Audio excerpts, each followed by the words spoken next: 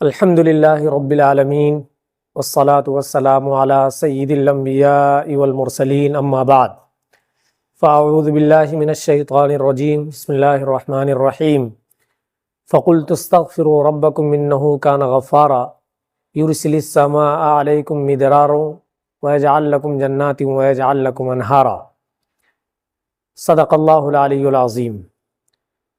محترم ناظرین و سامعین، السلام علیکم ورحمۃ اللہ تعالی وبرکاتہ۔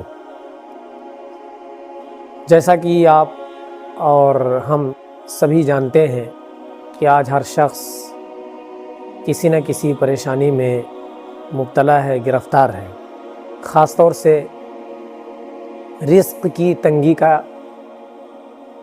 تقریباً اکثر و بیشتر افراد شکار ہیں۔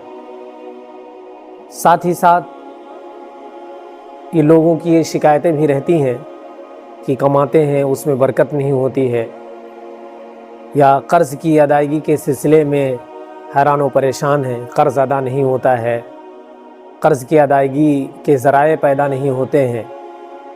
تو ان سب چیزوں کے حل کے لیے کیا کیا جائے؟ تو آئیے میں آپ کو قرآن کی روشنی میں ایک مختصر سا اور بڑا مؤثر، بڑا مفید ایک وظیفہ بتاتا ہوں، جس پر انشاءاللہ تعالیٰ آپ عمل اگر فرمائیں گے تو اللہ کی رحمت سے یہ امید اور یقین ہے کہ ضرور اس کا فائدہ ہوگا اور تمام مشکلات سے آپ نجات حاصل کر پائیں گے انشاءاللہ۔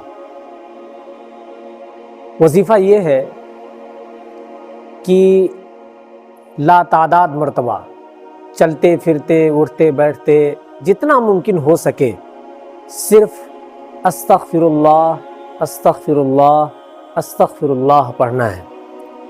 اور یہ وظیفہ میں نہیں بتا رہا ہوں، بلکہ اللہ رب العزت نے اپنی مقدس کتاب قرآن مجید میں خود ارشاد فرمایا کہ جو بندہ استغفار کرتا ہے تو اللہ رب العزت اس کے گناہوں کو بھی معاف فرما دیتا ہے اور اس پر اپنی رحمتوں کا نزول بھی فرماتا ہے، اور اس کے مال اور اس کے اولاد میں اللہ رب العزت بے پناہ برکتوں کا نزول فرماتا ہے۔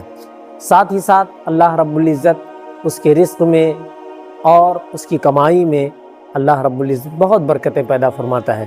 تو محترم ناظرین و سامعین، میری آپ سے محبت کے ساتھ گزارش ہے کہ استغفر اللہ ایک چھوٹا سا وظیفہ ہے، اس کو کرنے میں کوئی زیادہ ٹائم بھی نہیں لگتا ہے، لہٰذا ہر نماز کے بعد یا چلتے پھرتے جب بھی خالی رہیں تو کوشش یہ کریں کہ اس کو پڑھتے رہیں۔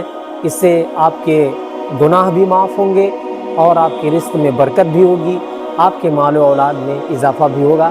اللہ رب العزت ہم سب کو عمل کی توفیق عطا فرمائے، رزق کی تنگی اور مال کی تنگی سے اللہ تعالی ہم سب کی حفاظت فرمائے، اپنے سوا کسی کا محتاج نہ بنائے۔ السلام علیکم ورحمۃ اللہ تعالی وبرکاتہ۔